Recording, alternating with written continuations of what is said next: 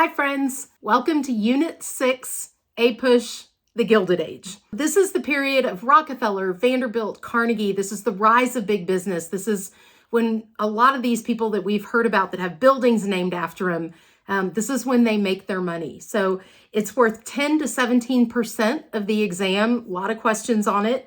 And your guiding question for this unit is, what were the causes and effects of the rise of industrial capitalism and settlement of the West from 1865 to 1898. This is the end of the 19th century. It's American domestic issues. How does America sort of lay the foundation for capitalism and money making and all the things moving forward? All right, so let's jump in. Explain the causes and effects of the settlement of the West from 1877 to 1898. Make sure you know about technological improvements in farming. Why is it necessary to have these new machines in order to make farming profitable for the farmers? What about the role of the transcontinental railroads? How did that create a national network? How did it create a national marketplace? And then think about the mining, farming, and ranching empires. This is the era when you've got a lot of people moving out west, and that's going to impact Native Americans. So think about the impact of settlement of the West on U.S. government relations with Native Americans. As those people looking for careers in mining or ranching or farming, as they're moving west, they're coming into contact with Native American tribes. And the U.S. government is trying to promote settlement of the West for white settlers. What are the types of treaties that the U.S. government engages in? How were those treaties broken? What about significant battles between natives and the U.S. government? That's going to have an impact long into the future, into our current day. Next, think about the New South. This is the time period after the Civil War. Reconstruction ends in 1877. So there's this idea of the New South. What is the New South? What does that relate to? And how does it tie into the Gilded Age? Think about industrial opportunities in the South, and why was the South not able to industrialize in the way that the North did after the Civil War? What about sharecropping? You've got to know that term. How did sharecropping impact the economy of the South? And also, how did sharecropping tie in with segregation? You have a lot of freed slaves after the Civil War. They don't have the ability to leave the South. They're stuck on former plantations doing the work, doing the agricultural farming.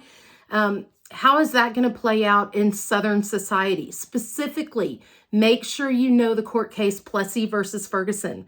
Plessy versus Ferguson legalized segregation in the South, and it is going to set up the 20th century race relations and leading into the late 20th century civil rights movement. Also, the Gilded Age deals with technological advances. What were technological advances that helped the United States develop? Think about innovations in manufacturing. Think about the assembly line technology, the impact of different industries, and how could the U.S. use that technology and improve that technology in the world of economic advancement, in the world of industrialization. Look at the continuities and changes associated with the growth of industrial capitalism from 1865 to 1898. This is really referring to a couple of different things. There's a lot of information in this section. Look at government policies. What are pro-industry government policies? What are some laws? Look for laws and acts that the government put in place to try to spur industrial growth. Also, you got to know about business consolidation during the Gilded Age. Think about the rise of trusts. What is a trust? What were the different forms of business consolidation? There's horizontal integration. There's vertical integration. What does that even mean? And what is the role of some of these robber barons, these industrial capitalists, men like Rockefeller and Carnegie and Vanderbilt, J.P. Morgan, the banker? What was their industry, and how did they monopolize, literally and figuratively, how did they monopolize the American economy? These were business leaders who were telling the government what to do, who were telling the Senate, these are the pro-growth business laws that we need passed. These are the ways that we need government to support us. So how were they working that system, and what were the types of laws that they were putting in place to make sure that their industries were growing and their wealth and their pockets were getting larger? Also look at international markets. This is going to lead into imperialism, which is in the next unit. But think about how what's happening in America at home during this time period is going to necessitate international markets. It's going to cause people to need to reach out beyond just mainland America to reach other natural resources as well as other markets. Look at the continuities and changes that led to an improvement in the standard of living. The Gilded Age is a time of great wealth, but immense poverty. For a lot of Americans, they were able to raise their standard of living because of technological improvements, because of jobs that were available. We also see the growth of labor unions during this time period. What is the impact of the growth of labor? What were the labor unions, first of all, and what is the impact of their growth on the American economy?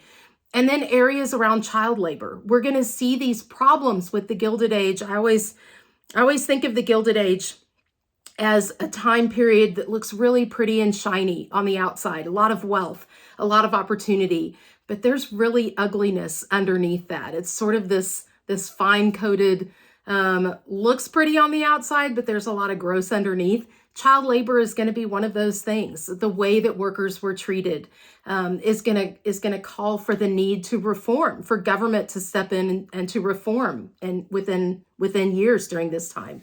So, what are the problems associated with Gilded Age labor, and how are those going to need to be addressed later on? Next, think about cultural and economic factors that affect migration patterns over time. And we're talking about both internal migration from one part of the country to another.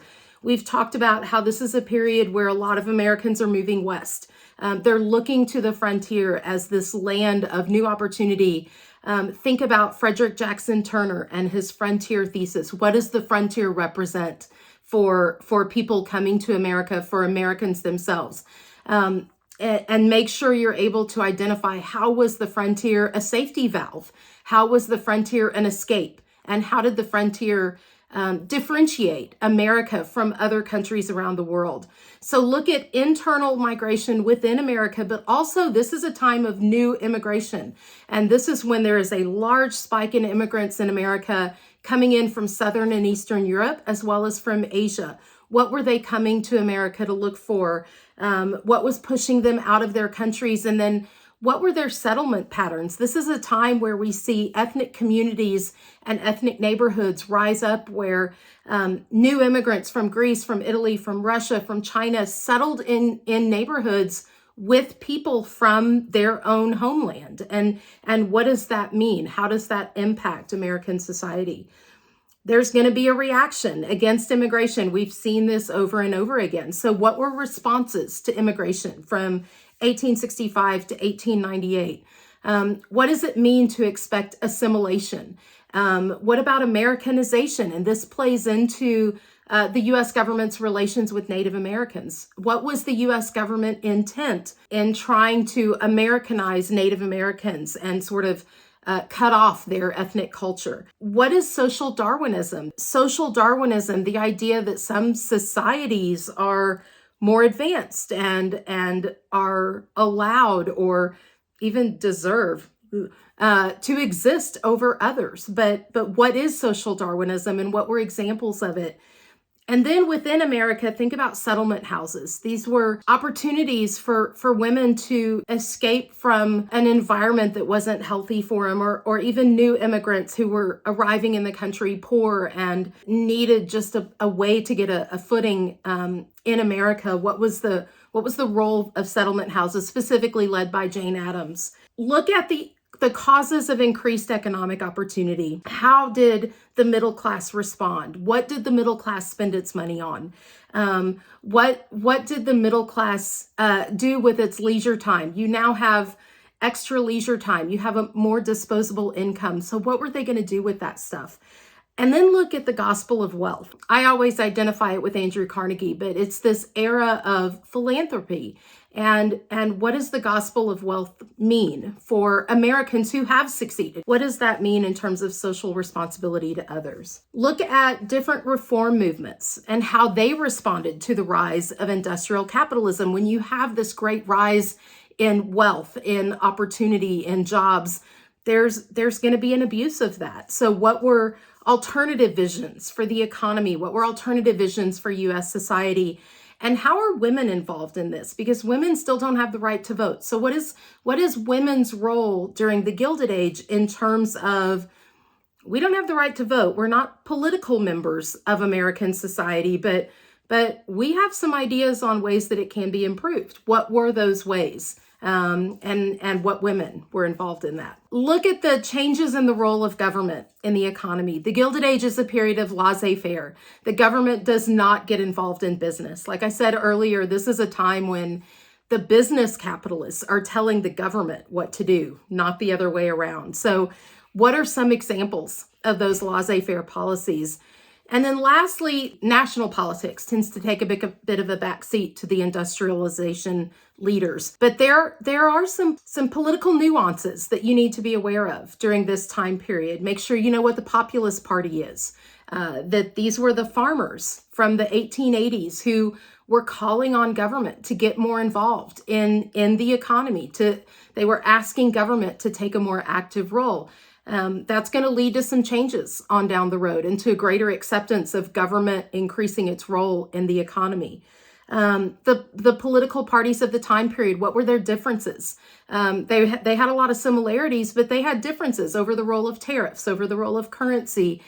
But lastly, think about politics on the local level. This is a time of the political machine, and local governments tended to be monopolized. Some of them tended to be monopolized by a political machine. What is a political machine? What is an example of a political machine? Make sure you know who Boss Tweed is and the Tammany Ring.